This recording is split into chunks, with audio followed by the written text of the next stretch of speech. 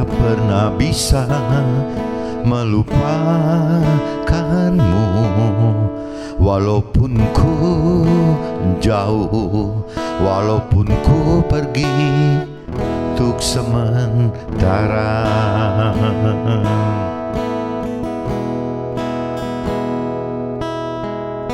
Sungguh besarnya karuniamu,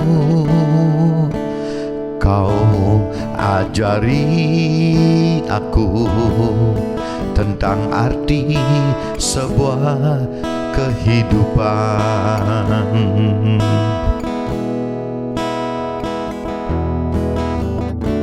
Memuja lewat laguku,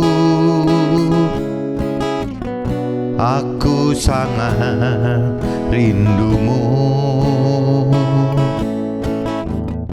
Ampunilah aku, aku yang hina ini. Tuhan ampunilah aku, ku mohon surgamu.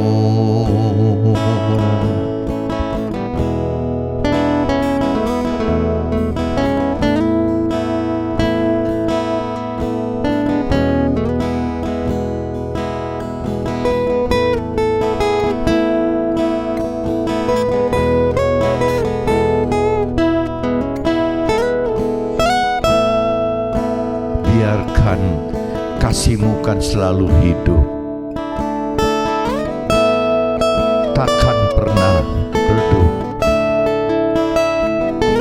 kan selalu di hatiku.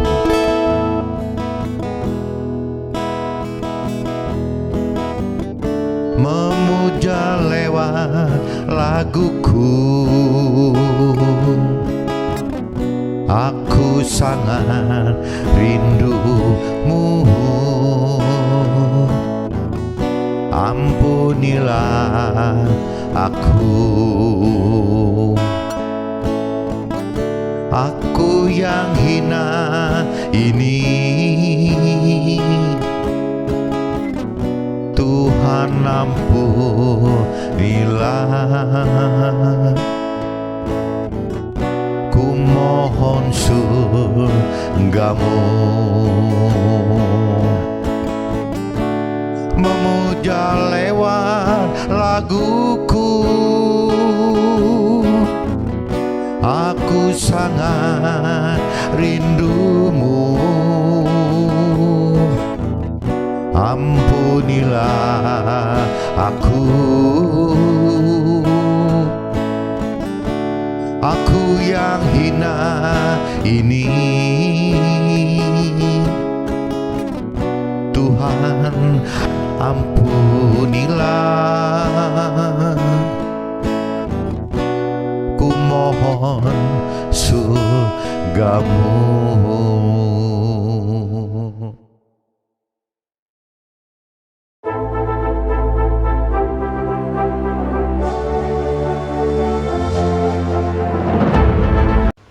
Jumpa kembali di MTT Journey Inspiration of Life. Pagi ini saya mau coba sharingkan teman-teman dengan temanya, iman adalah tindakan melakukan firman Tuhan dengan serupa Zakheus dan juga sempurna seperti Nabi Isa. Ini jadi apa teman? Jadi iman itu tidak cuma hanya sekedar bicara percaya saja gitu. Karena kalau iman tidak dilandasi dengan perintah peraturan firman Tuhan, maka tidak bisa mengerjakan apa-apa teman. Jadi iman itu cuma ada di dalam hayalan, dalam fantasi, dalam imajinasi kita gitu. Hanya seperti itu saja. Jadi iman itu benar-benar harus dilakukan, harus ditindaklanjuti, harus diperbuat dengan melakukan apa yang diperintahkan dan diperaturan oleh firman Tuhan. Itu baru akan menjadi iman gitu. Karena waktu ingin melakukan firman Tuhan itu tidak mudah, ternyata dibutuhkan kemampuan untuk lebih dalam mengenal firman Tuhan, dibutuhkan kemampuan untuk mengerti firman Tuhan, dibutuhkan kemampuan untuk keberanian teman untuk melakukan firman Tuhan. Nah, ini butuh iman teman-teman. Iman. Jadi iman itu tidak akan bergerak gitu apabila ya tidak ada perintah peraturan firman Tuhan. Jadi iman itu akhirnya akan terbawa ke dalam jiwa kita, ya hanya dalam pikiran kita, perasaan kita, kehendak kita gitu. Tidak bisa iman itu masuk ke dalam jiwanya Tuhan, pikiran, perasaan, dan kehendak Tuhan. Nah, pikiran, perasaan, kehendak Tuhan adanya di firman. Jadi apabila kita mau beriman secara nyata gitu, itu harus benar-benar dibuktikan dengan tindakan, perbuatan yang ngikutin perintah peraturan firman Tuhan, bukan tindakan atau perbuatan yang melakukan apa gitu kan, nggak ada. Ya berarti harus melakukan apa yang apa yang firman perintah peraturkan, itu baru namanya iman, teman.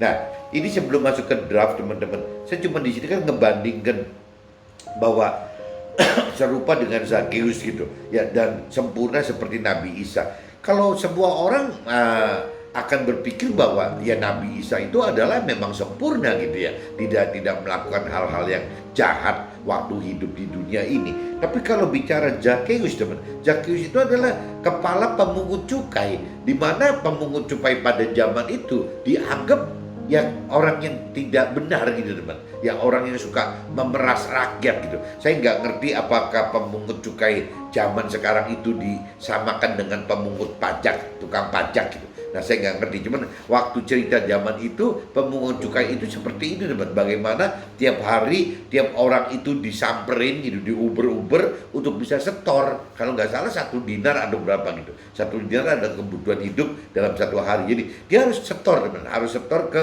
pemungut cukai ini, dikumpulkan oleh pemungut cukai ini gitu. Nah, ini yang disebut sama masyarakat bahwa pemungut cukai itu jadi kesannya kurang positif, teman. Dianggapnya negatif karena apa ya? Jadi setengah maksa kan, istilah kalau orang sampai nggak punya uang pun gitu dipaksa untuk setor 1 dinar itu, teman-teman.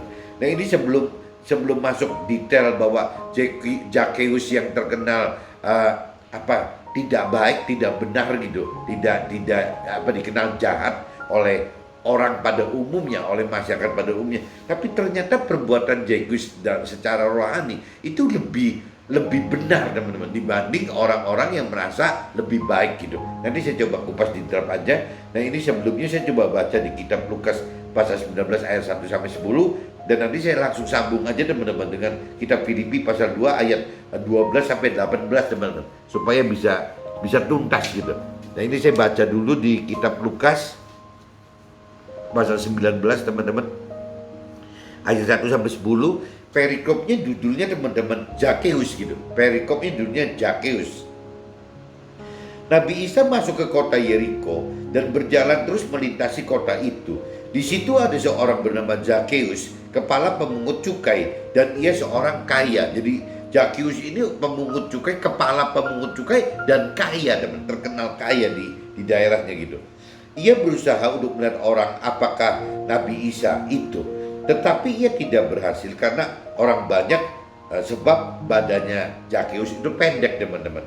Maka berlari-lari ia mendahului orang banyak, lalu memanjat pohon ara untuk melihat Nabi Isa yang akan lewat di situ.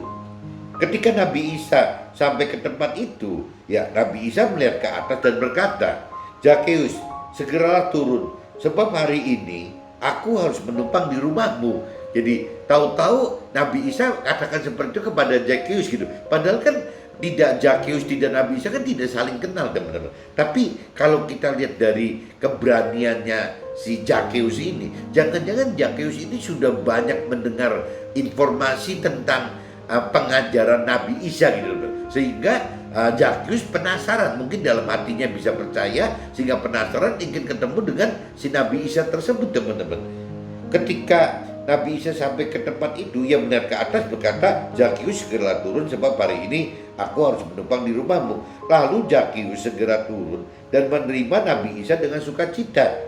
Jadi begitu Nabi Isa katakan seperti itu, ya Zakheus buru-buru gitu menerima Nabi Isa ke rumahnya Zakheus itu gitu. Nah, karena kembali lagi si Zakheus ini sudah mendapat informasi banyak tentang pengajarannya Nabi Isa, dan mungkin hatinya tergerak, teman-teman. Apa mungkin Tuhan gerakkan gitu ya untuk bisa, ya sama aja, teman-teman. Tuhan kadang-kadang berbagai cara Tuhan bisa gunakan gitu. Kayak contohnya Tuhan menggerakkan Nabi Ayub untuk dari saleh, dari Nabi Ayub yang saleh itu yang diangkat terus sampai benar-benar Nabi Ayub itu sampai bisa apa, bukan cuma saleh tapi benar-benar ngerti gitu, mengerti apa sih pikiran perasaan kehendak Tuhan gitu. Kalau waktu itu kan dia saleh karena pola pikir agamanya, karena teori-teori rohaninya, karena teologinya gitu, sehingga dia lebih banyak melakukan Taurat dibanding apa yang diperintahkan oleh Tuhan Allah secara roh gitu. Nah, tapi setelah Nabi Ayub mengalami ujian cobaan yang Tuhan datangkan, Nabi Ayub berubah, teman. Jadi sekarang Nabi Ayub itu mengenal Tuhan Allah itu benar-benar dari pribadinya si Nabi Ayub sendiri, bukan kata orang lagi. Nabi Ayub katakan begitu. Nah, si Zakheus juga rupanya ceritanya sama, teman. Meskipun dalam bentuk awal-awal orang mengenal akan Nabi Isa tersebut gitu, akan pengajaran Nabi Isa tersebut. Jadi akhirnya Zakheus segera turun dan menerima Nabi Isa dengan sukacita. Tetapi teman, orang di sekitar situ, masyarakat di sekitar situ, tetapi semua orang yang melihat hal itu bersungut-sungut, katanya ia menumpang di rumah orang berdosa. Jadi malah bersungut-sungut kepada Nabi Isa, bersungut-sungut kepada Zakheus gitu. Ya kenapa kok Nabi Isa yang mengajari kebenaran, kebaikan dan kebenaran itu kok malah menumpang di rumah Zakheus yang terkenal jahat itu gitu, yang terkenal tidak benar itu. Jadi semua bersungut-sungut gitu. Ya kenapa Nabi Isa kok mau-maunya gitu ya menginap di rumah Zakheus itu, Zakheus yang jahat sebagai kepala pemungut cukai, yang suka memeras gitu loh. Dikatakan seperti itu, teman-teman. Tapi ya memang terjadi seperti itu gitu. Tetapi Zakheus berdiri dan berkata kepada Nabi Isa, setengah dari milikku akan kuberikan kepada orang miskin, dan sekiranya ada sesuatu peperas dari seseorang akan kukembalikan 4 kali lipat. Jadi waktu Zakheus bisa diterima oleh Nabi Isa, diajarkan teori-teori rohani, tapi Zakheus tidak berhenti di teori-teori rohani aja, teman. Tidak berhenti di teologi saja. Dan Zakheus nyatakan waktu itu juga sontak gitu, menyatakan bahwa ya dia bertindak, imannya Zakheus bertindak gitu. Nah, iman Zakheus bertindak meskipun dicap oleh masyarakat Zakheus itu orang jahat, orang berdosa, orang gak bener lah, ini tukang peras segala macam. Tapi tetap Zakheus lebih daripada orang-orang yang menghakimi Zakheus ini, teman.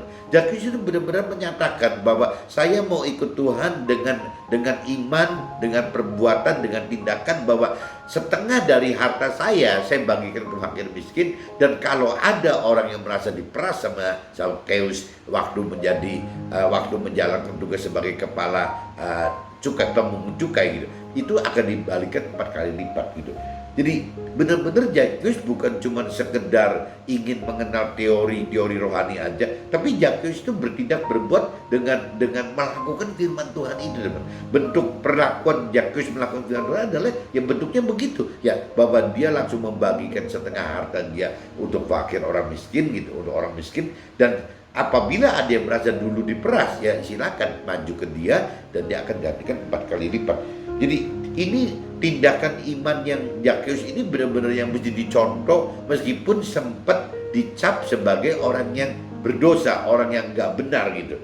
Nah, kata Nabi Isa kepadanya, hari ini telah terjadi keselamatan kepada rumah ini, karena orang ini pun ya ternyata anak-anak dari si cerita zaman dulu Nabi Abraham itu, teman-teman. Dianggapnya orang beriman juga, karena Abraham itu terkenal sekali sebagai bapak orang beriman gitu. Jadi ya ini dinyatakan bahwa yang namanya Zakheus itu adalah ya anaknya Abraham gitu. Sebab firman Tuhan, teman-teman, datang untuk mencari dan menyelamatkan yang hilang. Firman Tuhan itu kebenaran dari Tuhan Allah itu yang disampaikan oleh Nabi Isa, teman-teman. Itu kalau secara Nasrani, kalau secara Muslim mungkin yang disampaikan oleh Nabi Muhammad gitu. Beda di situ aja. Yang jelas bahwa firman Tuhan ini adalah yang dikatakan di sini adalah menyelamatkan yang hilang gitu. Jadi datang itu mencari dan menyelamatkan yang hilang. Jadi orang seperti Zakius ini secara duniawi itu kan seolah-olah tersesat, berdosa gitu, karena tidak melakukan perintah-perintah firman Tuhan, tidak mengenal perintah-perintah firman. Tapi manusia di sekitar situ yang anggap Zakius itu berdosa juga sebenarnya berdosa, teman. Karena apa? Ya sudah mengenal firman Tuhan tapi tidak melakukannya, sudah mengenal firman Tuhan dan mengerti firman Tuhan tapi tidak melakukannya. Ya, ataukah mereka sudah mengenal firman Tuhan tapi belum mengerti firman Tuhan sehingga mereka belum melakukan firman Tuhan? Nah, ini tanda tanya, teman-teman. Makanya di sini masyarakat ini orang-orang manusia dunia ini harus tahu gitu bahwa yang namanya kita harus mengenal firman Tuhan itu harus, teman-teman, karena kemauan kita gitu. Tapi kalau tanpa mampu mengerti firman Tuhan dan kalau tidak mampu mengerti firman Tuhan, rasanya tidak akan mampu juga melakukan firman Tuhan, teman-teman. Nah, yang konyol, teman, kalau kita bicara kapling gitu ya berarti kan ada orang dunia asli, teman-teman, yang memang tidak peduli akan Tuhan dan firman Tuhan itu. Mungkin ada gitu, meskipun sedikit sekali.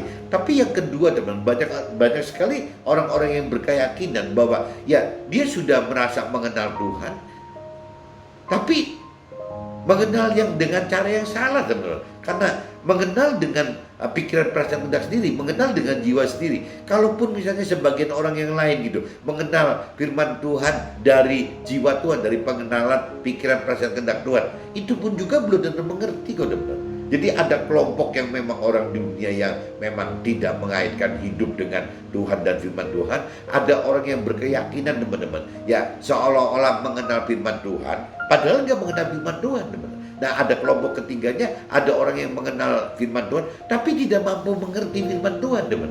Ada kelompok yang keempatnya, ya ada orang yang mengenal firman Tuhan dan mampu mengerti firman Tuhan tapi tidak mampu melakukan firman Tuhan, teman. Jadi urutannya kalau kita belah tipis-tipis gitu, ya detail, ya akan terjadi begitu. Kalau garis besarnya mungkin ya orang yang tidak melakukan firman Tuhan dan melakukan firman Tuhan. Tapi kalau kita belah-belah ya tergantung kita mau seberapa detail gitu ngebelahnya. Kalau hari ini kita mau ngebelahnya detailnya itu 5, ya terjadi begitu, teman. Orang dunia yang acuh banget, tidak perlu tahu pribadi Tuhan dan firman Tuhan. Ada orang yang berkeyakinan yang dengan tidak mengenal Tuhan dan firman Tuhan tapi yakin gitu percaya Tuhan, itu juga ada, teman-teman. Malah banyak mungkin, bahkan beragama loh, teman-teman. Nah, ada juga ya kelompok yang ketiganya, kalau kita bicara detail dibagi 5 ya, ada orang yang beragama yang beneran mengenal firman Tuhan gitu ya, tapi tidak mampu mengerti, teman-teman. Ada kelompok 4 adalah mengenal firman Tuhan dan mampu mengerti tapi tidak melakukan gitu.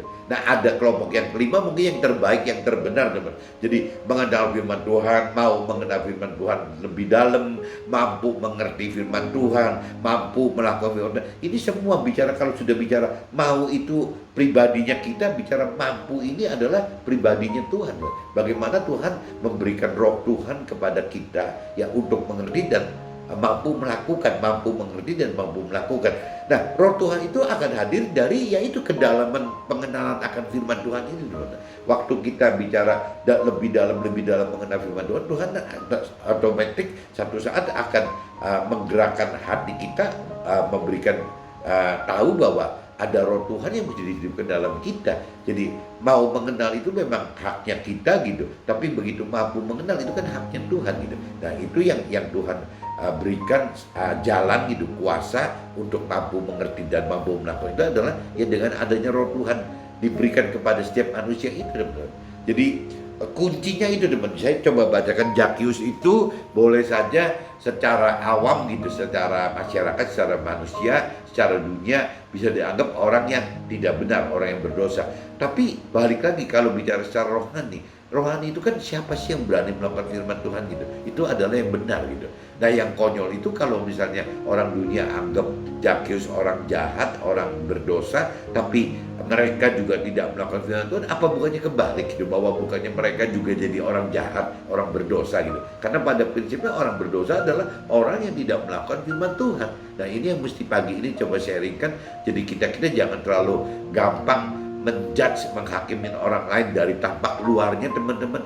Tapi ya kembali lagi, ya orang ini melakukan firman Tuhan nggak gitu? Karena parameter orang berdosa tidak berdosa dari sisi rohani, dari sisi Tuhan adalah orang itu melakukan firman Tuhan atau tidak. Jadi kalaupun orang itu baik-baik gitu, sopan, lembut, segala macam gitu, suka membantu, tapi kalau tidak melakukan firman Tuhan, tetap aja itu teman-teman itu disebutnya berdosa gitu. Secara rohani begitu. Jadi di dunia ini banyak sekali teman-teman yang salah persepsi bahwa dianggapnya orang baik secara duniawi itu dianggapnya orang tidak berdosa gitu.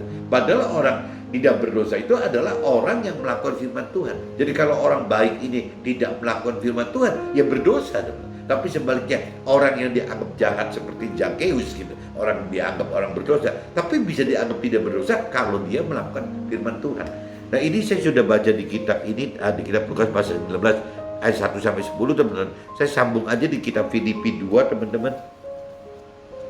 Kitab Filipi 2 ayatnya 12 sampai 18 teman-teman. Judul perikopnya teman-teman, tetaplah kerjakan keselamatanmu, tetaplah kerjakan keselamatan kita.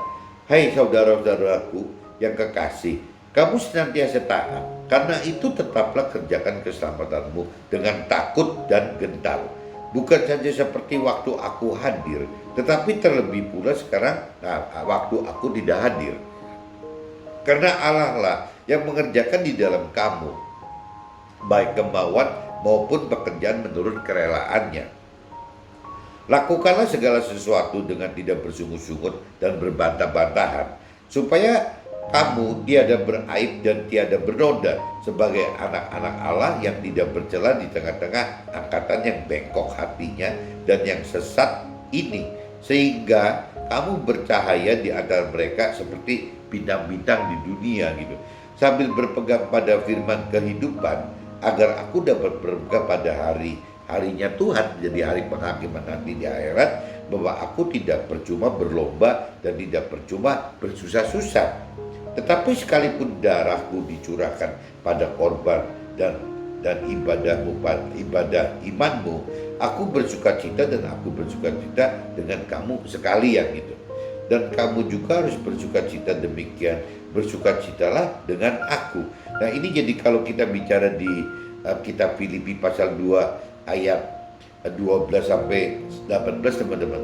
Ini ya maksudnya ya kita itu tidak bisa teman-teman apabila kita dewasa rohani. Kita itu melakukan firman itu dasarnya bukan karena ada dorongan dari orang, dari manusia gitu. Jadi kalau yang belum dewasa rohani teman-teman, kadang-kadang untuk beribadah saja, kadang-kadang kakaknya, apa orang tuanya, atau mentor rohaninya, atau rohaniawannya mesti dorong-dorong bagaimana kita mau beribadah gitu. Nah di firman ini dikatakan bahwa kita tidak bisa urusan beribadah itu mencari keselamatan untuk kita, itu kita mengandalkan orang teman-teman. Jadi Tuhan sudah ngutus yang namanya Roh Tuhan, Roh Kudus, Roh kebenaran, atau mungkin di Muslim disebut kata Nur gitu. Ya itu adalah yang membantu kita secara pribadi teman-teman. Jadi urusan kita menyembah kepada Tuhan, beribadah kepada Tuhan, benarnya sangat pribadi sekali teman, kesannya teman. Jadi balik lagi, kalau kita belum mengerti akan firman Tuhan, ini yang kadang-kadang jadi rancu teman. Jadi seolah-olah kita untuk bisa mencari Tuhan, menyembah Tuhan gitu ya, seolah-olah butuh orang lain yang mendorong-dorong kita terus teman. Ini yang salah teman. Sebenarnya yang mendorong kita itu ya kita sendiri, yang didorong oleh karena kepentingannya kita sendiri. Kenapa? Karena kita memang mau mengenal firman Tuhan lebih dalam, dan kita mau mampu untuk mengerti firman Tuhan dan mampu untuk melakukan firman. Jadi tidak ada alasan itu melakukan firman Tuhan itu harus didorong-dorong orang gitu. Intinya gitu teman. Nah kalau saya kupas satu persatu teman lebih detail gitu. Hai saudara-saudaraku yang kekasih, kamu senantiasa taat, karena itu tetaplah kerjakan keselamatanmu dengan takut dan gentar. Bukan saja seperti waktu aku masih hadir, tetapi terlebih pula sekarang waktu aku tidak hadir. Nah ini kan cerita kalau mentor rohani tidak ada di situ gitu teman. Ya ini bagaimana gitu. Ya mestinya kan ya kita tidak bisa berhenti gitu.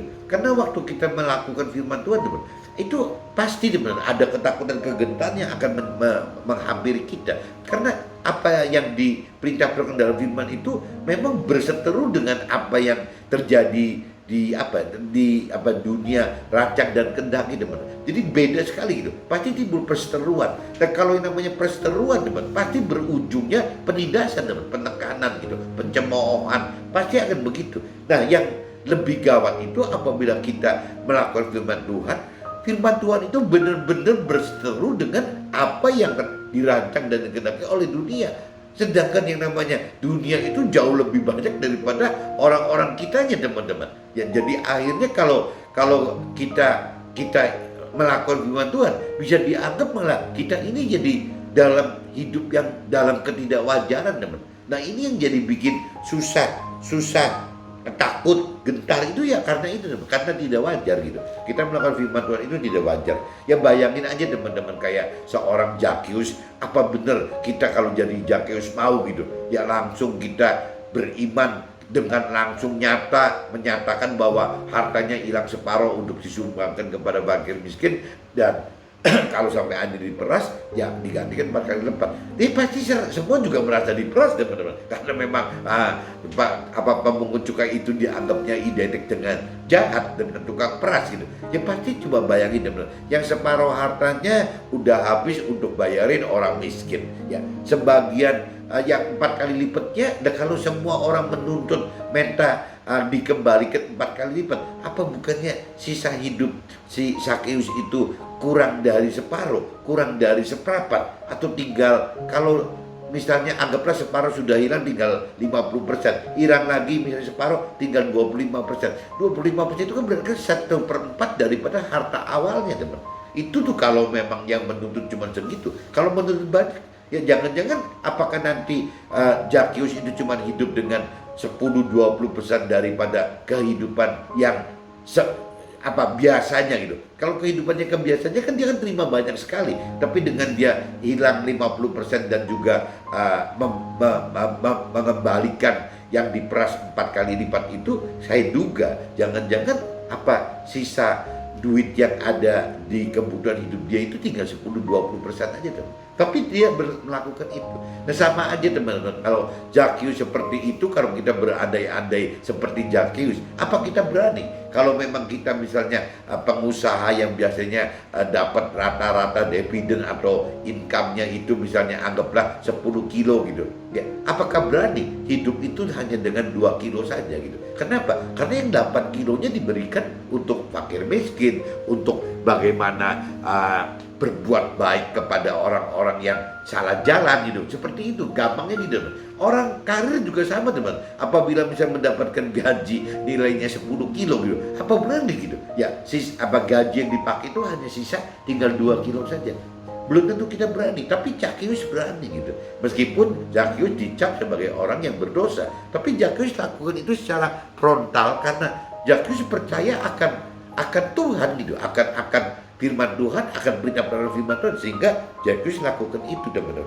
Jadi memang di situ ya keberanian Zakius itu seperti itu, teman. Jadi meskipun dia waktu melakukan seperti itu, melepaskan separuh harta bendanya, mengembalikan 4 kali lipat dari perasannya gitu, orang yang diperas itu, ya rasanya Zakius kan ada keluarganya, teman. Apa istrinya nggak marah, apa anak-anaknya nggak marah, atau keluarganya nggak marah, atau tim kerjanya nggak marah, ya pasti akan timbul konsekuensi gitu yang dikatakan takut dan gentar itu, teman-teman. Karena Allah lah yang mengerjakan di dalam kita, baik kemauan maupun pekerjaan menurut kerelaannya. Nah ini, jadi kalau kita sudah berpegang kepada Tuhan Allah, ya Tuhan Allah akan memberikan Roh Kudus kepada setiap kita, roh Tuhan kepada setiap kita, yaitu untuk mengerjakan kemauannya Tuhan Allah itu, apa jadi pikiran bersama dengan Tuhan Allah itu, dan juga menurut kerelaan dia, berarti menurut ya memangnya apa yang dilakukan, ya jadi kita tinggal follow aja, teman. Makanya kalau kita mampu mengerti dan mampu melakukan firman Tuhan itu harus ada Roh Tuhan, teman. Kalau tanpa ada Roh Tuhan nggak mungkin kuat gitu. Lakukanlah segala sesuatu dengan tidak bersungut-sungut dan berbadang-badang. Waktu kita melakukan firman Tuhan, teman, biasanya begitu, teman, karena dianggap tidak wajar, berseteru dengan rancangan kehendak dunia gitu. Ya kalau sampai contohnya pasangan kita belum satu tingkatan imannya sama atau pengenalan pengertian akan firman Tuhannya sama, ya pasti ribut teman-teman. Ya jangankan dengan orang lain, dengan pasangan kita pun akan bersungut-sungut dan berbantah-bantahan. Udah pasti teman-teman. Karena dianggap aneh gitu. Kalau orang-orang lain sih di luar pasangan masih gampang dihindari, tapi kalau udah bicara pasangan kan nggak mudah teman, ngindarinya gimana gitu. Namanya juga pasangan kita, ya suami istrinya bagaimana suami bisa ngindar, istri adalah pasangannya suaminya bagaimana istrinya bisa ngindar gitu, kan nggak bisa gitu. Nah, supaya kita tiada beraib dan tiada bernoda sebagai anak-anak Allah yang tidak berjalan di tengah-tengah angkatan yang bengkok hatinya dan yang sesat ini, sehingga kita percaya di antara mereka seperti bidang-bidang di dunia. Nah, kalau dari sisi firman Tuhannya teman, waktu kita melakukan seperti Zakheus itu seolah seperti bintang-bintang bersinar katanya. Lah, seperti bintang-bintang bersinar bercahaya di dunia ini. Ya kalau secara rohani boleh katakan begitu. Tapi kalau secara duniawi dianggapnya Zakheus itu orang gila gitu kan, nggak waras. Masa seperti itu, masa dia melakukan seperti itu. Tapi kalau diurut lagi teman-teman dari cerita yang ada gitu, yang namanya Nabi Ayub pun sampai ribut sama istrinya karena dianggapnya memang Nabi Ayub tuh gila gitu. Yang namanya Rasul Paulus gitu dianggap gila. Nah memang dianggap gila kok. Ya cuman bedanya kalau Rasul Paulus itu nggak punya istri gitu, nggak punya keluarga. Jadi susah kita bandingkan. Tapi kalau kita bicara Nabi Abraham kan punya keluarga. Yang Nabi Ayub juga punya keluarga gitu. Lah ini Nabi Abraham juga melakukan hal yang dianggap gila, yang dianggap aneh gitu. Ya dari mulai namanya Abraham menjadi Abraham itu bapak banyak orang bapak orang beriman banyak orang. Dan anaknya aja nggak punya teman-teman, apa nggak dianggap gila gitu? Ya kenapa sih namanya mesti ganti segala Abraham jadi Abraham, anaknya juga satu pun tidak ada gitu. Selalu dia pindah-pindah kota. Nah, setiap mau sukses usahanya ditinggal lagi, pindah lagi untuk mencari katanya kota yang di Tuhan janjikan. Ini buat orang dunia kan orang gila gitu teman. Ya orang lagi ngebangun enak-enak diurus kasdim gitu, udah bagus dengan kumpul dengan keluarga besar, ditinggalkan, pindah ke kota lain. Nah, dari kota lain itu merintis lagi teman-teman. Baru pengen sukses harus pindah lagi untuk mencari ya apa yang Tuhan janjikannya itu gitu. Ya bahkan sampai akhirnya juga nggak nemukan teman-teman kota mana gitu yang buat Nabi Abraham yang Tuhan janjikan selain kota di nanti teman-teman di akhirat. Jadi ternyata yang dijanjikan Tuhan kepada Abraham itu bukan kota istilahnya yang ada di dunia ini teman, tapi yang Tuhan janjikan adalah kota yang ada di akhirat tadi gitu. Itu nanti gitu, bukan sekarang. Nah ini buat orang-orang dunia ini sudah dianggap hal-hal yang udah nggak wajar teman, udah aneh gitu. Jadi kalau kita juga melakukan seperti Nabi Abraham, kita juga melakukan seperti Nabi Ayub, kita juga melakukan hidup seperti Rasul Paulus, apa kita juga melakukan hidup seperti Zakheus, saya rasa sama aja teman, kita juga akan mengalami seperti itu gitu. Ya kita dianggap nggak wajar, dianggap aneh, dianggap gila kali gitu. Ya mungkin bisa begitu. Kenapa? Karena semua bertolak belakang dengan apa yang dikerjakan oleh dunia teman-teman. Orang dunia atau orang yang tadi dikatakan dibagi 5 tadi gitu. Yang keempat, yang kelima paling benar gitu. Kalau kategori 1, 2, 3, 4 ini pasti komplit gitu. Ya apa yang kita lakukan, apa yang Zakheus lakukan itu pasti dikomplit teman-teman. Sambil berpegang pada firman kehidupan agar, nah ini kan di kuncinya gitu teman. Kalau kita mau bercahaya di antara mereka seperti bintang-bintang gitu, ya kita itu harus berpegang pada firman kehidupan yang Tuhan perintah peraturan untuk kita lakukan itu teman-teman, agar aku dapat berpegang pada harinya kematian kita nanti di alam akhirat itu teman, bahwa aku tidak percuma berlomba dan tidak percuma bersusah-susah. Jadi teman-teman asal tahu teman-teman, waktu kita melakukan firman Tuhan itu diibaratkan oleh firman Tuhan adalah kita sedang berlomba teman, sedang berlomba. Kalau berlomba itu pasti bersusah-susah teman. Nggak ada zaman sekarang kalau teman-teman misalnya kalau saya lihat personal trainer saya di fitness gitu ya, itu kalau namanya Kabo gitu, kalau Kabo ini ingin PT saya Kabo ini pengen lomba gitu, aduh kalau saya ngelihat berapa bulan sebelum itu sengsaranya setengah mati loh teman. Ya dari olahraganya, itu dia mesti uber kelasnya, mesti ikut kelas yang mana, apa masuk binaraga, apa masuk ke body contest. Kalau body contest berarti berat badannya mesti ringan sekali gitu loh. Kalau ke binaraga masih ada lah lebih beratnya gitu. Nah waktu yang kali ini tahun 2021 ini dia masuk akhir tahun ini dia mau ikut lomba di body contest. Akhirnya kalau saya lihat itu, aduh sampai habis semua teman, badannya itu habis semua gitu. Jadi badannya Kabo ini kadang-kadang bisa lebih besar dari saya gitu kalau waktu dia bulking untuk masuk ke binaraga, tapi akan jadi kecil sekali, lebih kecil dari saya apabila ikut ke body contest teman-teman. Jadi dikecilin badannya kecil sekali, beratnya ringan gitu, mesti berapa gitu, sampai yang namanya badan itu habis isinya apa sih, jadi tulang, urat, lemak rasanya udah nggak ada loh, udah nggak ada lemak sama sekali teman. Sampai apa ya, mukanya jadi tirus gitu, jadi cekung-cekung, jadi jelek gitu, jadi gak keluar semua. Nah itu perlombaan itu harus bersusah-susah seperti ini teman. Kalau kita lihat diet makannya, waduh itu lebih sengsara lagi teman. Gak enak banget gitu kalau melihat dia makan itu. Kadang-kadang cuma makan, dia cerita cuma tiap hari makannya cuma dada ayam direbus di blender gitu, ya cuma dikasih buah nanas atau apa gitu, udah cuma gitu aja, nggak ada MSG, nggak ada gula, nggak ada garam, nggak ada apa-apa teman, cuman begitu aja gitu. Jadi kalaupun pengen ada rasa manis-manisnya itu gitu ya, ada rasa buah yang dimasukin teman, cuman dia makannya jadi kayak begitu, kayak bubur gak keluar gitu, kayak bayi gede gitu. Nah ini tapi dia lakukan. Nah ini yang disebut kita di dalam iman pun sama teman, harus berlomba.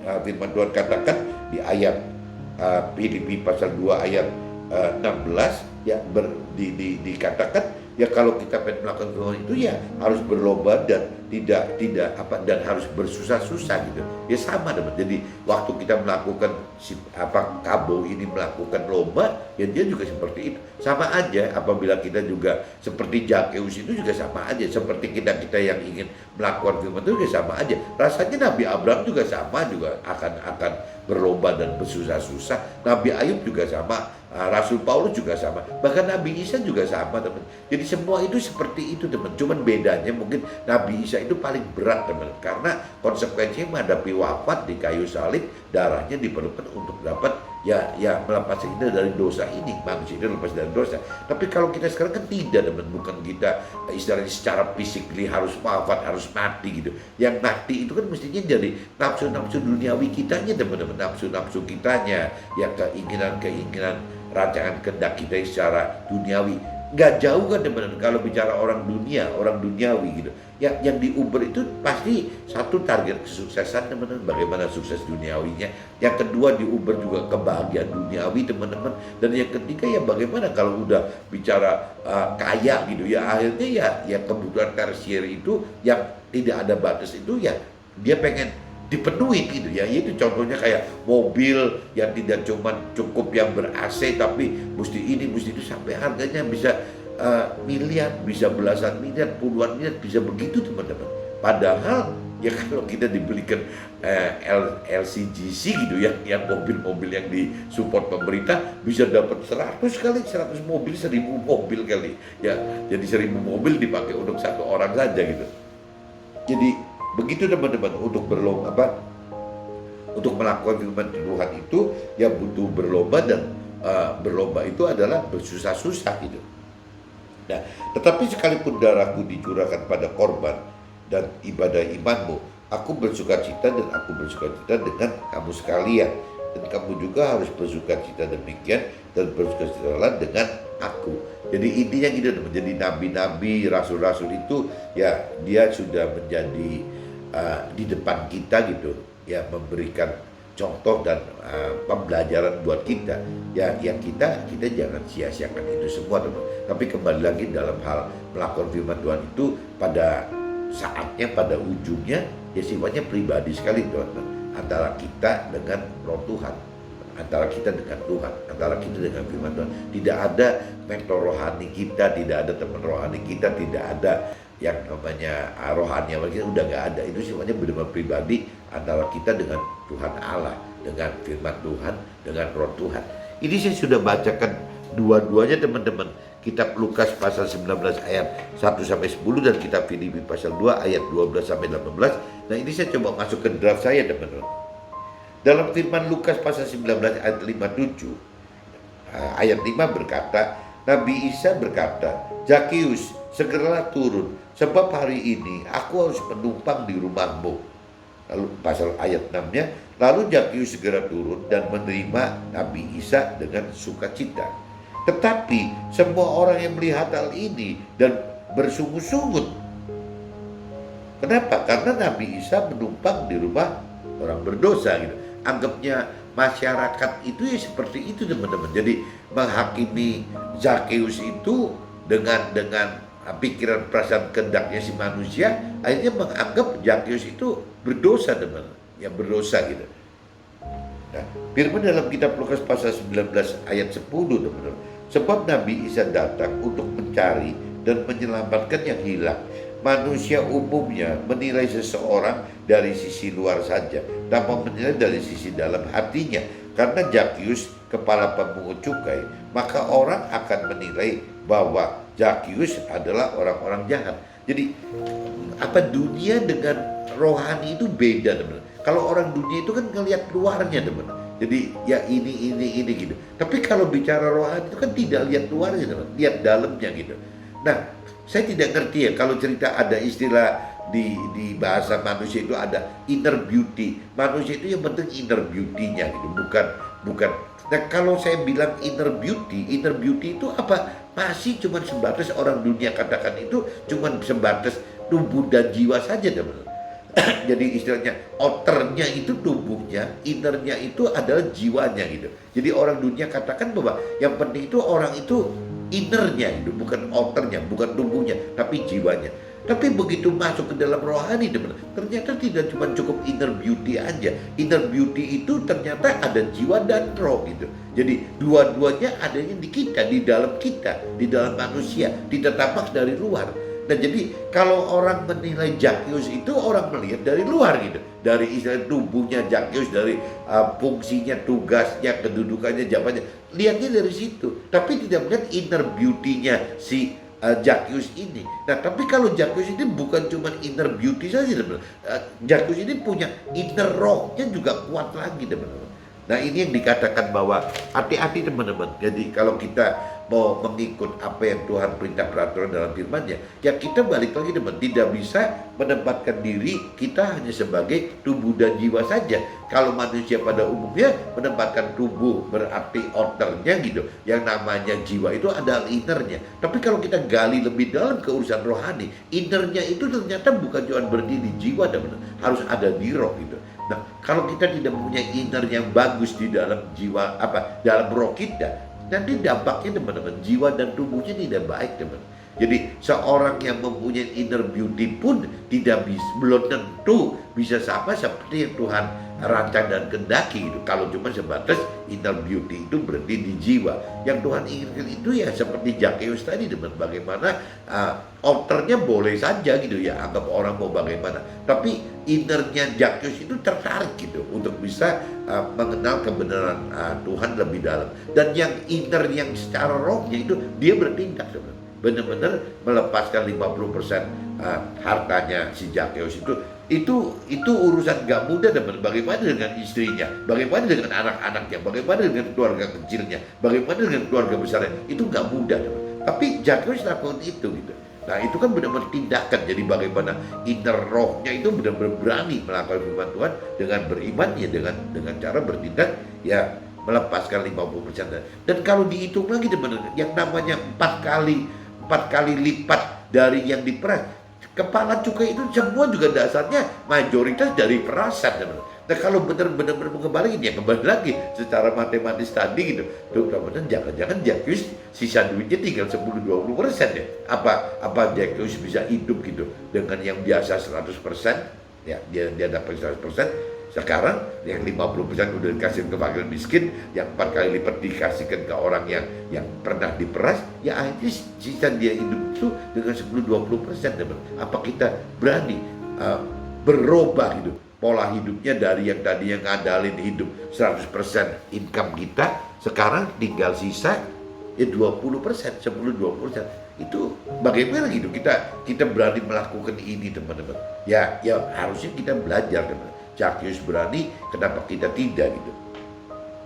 Apalagi kalau kita nganggap Zakheus orang jahat gitu. Ya orang jahat aja lebih berani melakukan kebenaran firman Tuhan. Masa kita yang menjudge, menghakimi bahwa Zakheus jahat itu nggak berani, teman. Kalau Zakheus itu bener loh. Kalau dihitung-hitungnya bisa-bisa sisa uang dia tinggal 10-20%. Tapi dia lakukan hidup gitu. Dia mau seperti itu.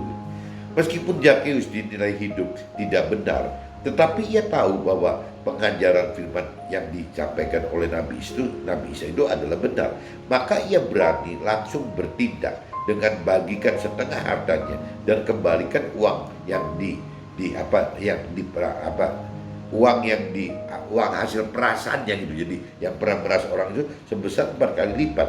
Ia buktikan bahwa iman percaya kepada pribadi Tuhan dan firman Tuhan dengan tindakan yang nyata.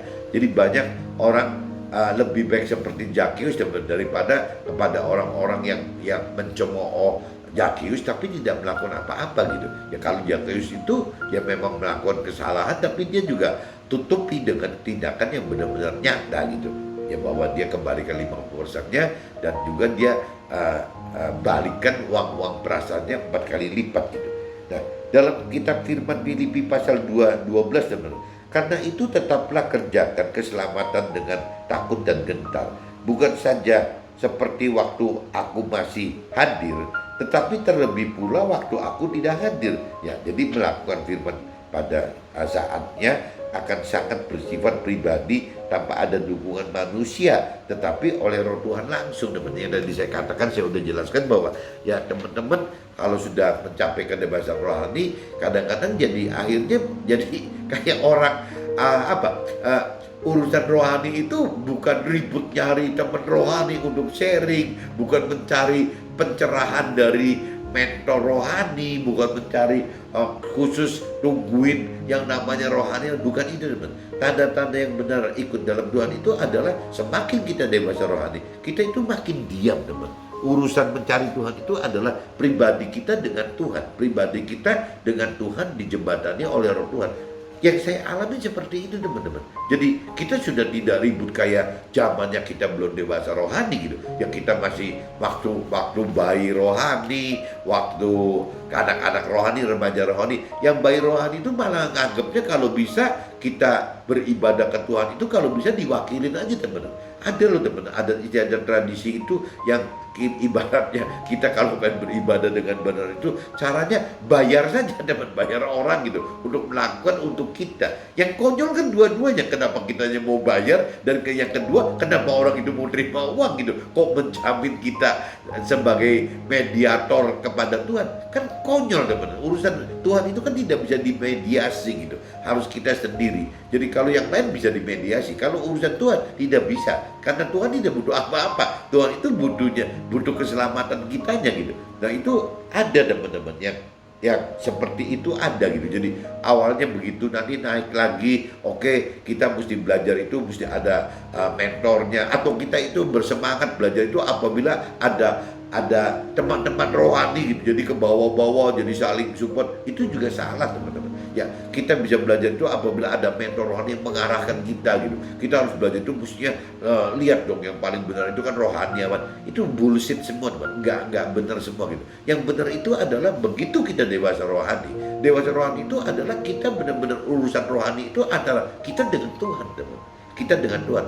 Adapun kita nyemplung ke dalam masyarakat di community, itu karena kembali lagi, teman-teman, karena kita sudah melakukan firman Tuhan dan kita sudah pengen lanjut lebih mengajarkan firman Tuhan ya lewat dua cara. Ada yang talentanya diberi mengajarkan teori rohani atau teologi, tapi juga ada yang diberi talenta yang bukan mengajarkan, tapi mengajarkannya bukan secara teori gitu, mengajarkannya secara memberitakan kebenaran firman Tuhan dengan kesaksian hidup, teman-teman. Nah ini kelompok saya, kelompok pengusaha dan orang karir itu kenanya yang kelompok ini, teman-teman, mengajarkan firman Tuhan dengan bukan mengajarkan teori rohani dan logistik seperti mentor rohani atau rohaniawan ajarkan kepada sesama, tetapi mengajarkannya lewat memberitakan kebenaran firman Tuhan dengan kesaksian apa yang kita alami dalam hidup kita bersama Tuhan dan di dalam firman Tuhan, teman-teman.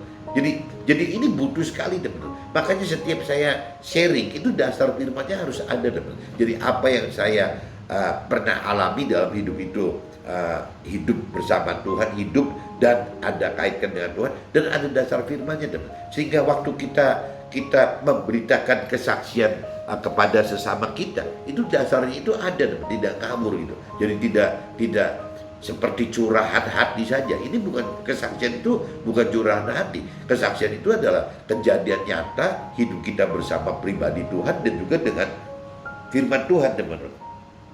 Jadi kuncinya begitu, teman-teman. Ujung-ujungnya ya Tuhan cuma pengen dua, bagaimana kita melakukan firman Tuhan agar kita selamat, dan kita bagaimana mengajarkan firman Tuhan agar kita bisa menjadi anggota keluarga Tuhan di kerajaan sorga Tuhan nanti, di akhirat nanti, di dalam sorga gitu. Nah, ini firman di Filipi 2 ayat 14, teman-teman. Lakukanlah segala sesuatu dengan tidak bersungut-sungut dan berbantah-bantahan, karena firman Tuhan juga jika dimengerti dan dilakukan maka akan menjadi ketidakwajaran bagi rasio manusia dan dunia pada umumnya. Tadi saya sudah jelaskan, teman-teman. Memang melakukan firman itu jadi melakukan hal yang berseteru dengan apa yang dirancang-rancang oleh dunia. Jadi pasti isinya ribut, teman-teman, bersungut-sungut dan berbantah-bantah gitu. Nah, melakukan firman Tuhan ibarat perlombaan, teman-teman, untuk tetap melakukan firman Tuhan dengan bersusah-susah agar dapat bermegah karena dapatkan kemuliaan hidup yang dari Tuhan Allah gitu. Jadi kunci akhirnya, teman-teman, untuk bisa melakukan firman Tuhan itu ada perasaan memang harus berlomba-lomba ini. Kita ini harus berlomba, bersusah-susah gitu. Ya untuk apa? Untuk mendapatkan trofi, piala dari kemuliaan yang Tuhan beri kepada kita gitu. Itu adalah kemegahan kita yang dari Tuhan, itu adalah kemuliaan Tuhan bagi kita. Bukan kemuliaan manusia bagi kita, teman-teman. Jadi kemuliaan Tuhan bagi kita itu adalah perlombaan yang kita bisa capai gitu. Itu adalah kemegahan untuk hidup kita. Kita mendapatkan piala yang dari Tuhan yang berupa kemuliaan, kan berarti pialanya, teman. Ya kenapa? Atas karena Tuhan bermegah gitu. Bermegah akan apa yang kita lakukan dalam melakukan firman tadi, teman-teman. Itu Tuhan itu benar-benar merasa hebat banget itu. Bahkan bukan cuma Tuhan, teman, yang dikatakan di kitab suci itu, bahkan seisi surga pun akan merasa bersuka cita dan merasa memuliakan kita semua, teman-teman. Yang baik Tuhan maupun malaikatnya. Mudah-mudahan teman-teman bisa tangkap, teman-teman. Jadi judulnya kembali lagi, iman adalah tindakan melakukan firman Tuhan dengan serupa seperti Zakheus dan syukur-syukur sempurna seperti Nabi Isa. Oke, teman-teman, see you, bye-bye.